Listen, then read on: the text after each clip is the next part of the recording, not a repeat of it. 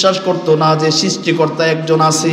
এজন্যই মাঝে মধ্যে আল্লাহ ব্রেক করান, মাঝে মধ্যে আল্লাহ বিপরীত ভাবে কিছু দেন। বান্দা যেটা চিন্তা করে তার বিপরীত হয়। এটার দ্বারা উদ্দেশ্য হলো বান্দার আকল কখনো কখনো ফেল করে। সব সময় যে আকল বান্দাকে ভালোর দিকে নিয়ে যাবে এই শক্তিও কিন্তু আল্লাহ আকলকে দেয় নাই।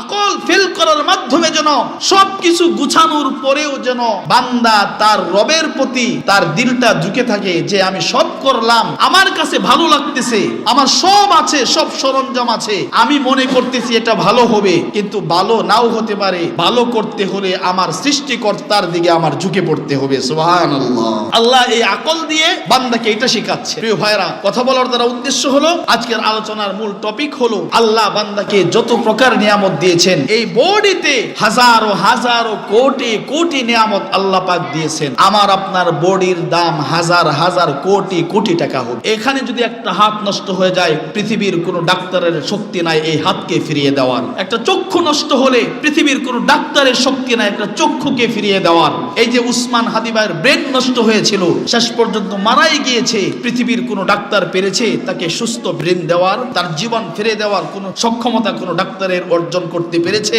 পারে নাই। কখনো কখনো সব কিছুর পরেও বান্দা ব্যর্থ হয়। এটার দ্বারা শিক্ষা হলো সব কিছুর সমস্ত শক্তি উৎসর্গ ব্যয় করার পরেও এক শক্তির দিকে মানুষের চেয়ে থাকতে হবে। সেই শক্তির নাম হলো আরশে আজিমের শক্তি। সেই শক্তি যদি মানুষের উপর থাকে, সেই নুসরত যদি মানুষের উপর থাকে, সেই আল্লাহর দেওয়া ভরসা যদি মানুষের উপর থাকে, তার মহব্বত যদি মানুষের উপর থাকে, তাহলে দেখা যায় আকল হালকা হলেও, আকল নাকিস হলেও, অর্থ কিছু না থাকলেও, শরীরের সুস্থতা না থাকলেও বান্দা অনেক বেজাল মুক্ত বেজাল যুক্ত জীবন নিয়েও বান্দা জমিনে সুন্দরভাবে বসবাস করতে পারে। এজন্য প্রিয় ভাইরা, দুই জিনিসের কদর করতে হবে। একটা হলো জবান, আর একটা হলো আকল বুদ্ধি। জবানের কদর করতে হবে, আকলের কদর করতে হবে। আকল শুধুমাত্র পৃথিবী সাজানোর ক্ষেত্রে চিন্তা করলে হবে না, এই আকল দিয়ে চিন্তা করতে হবে আখিরাতকেও সাজাইতে হবে।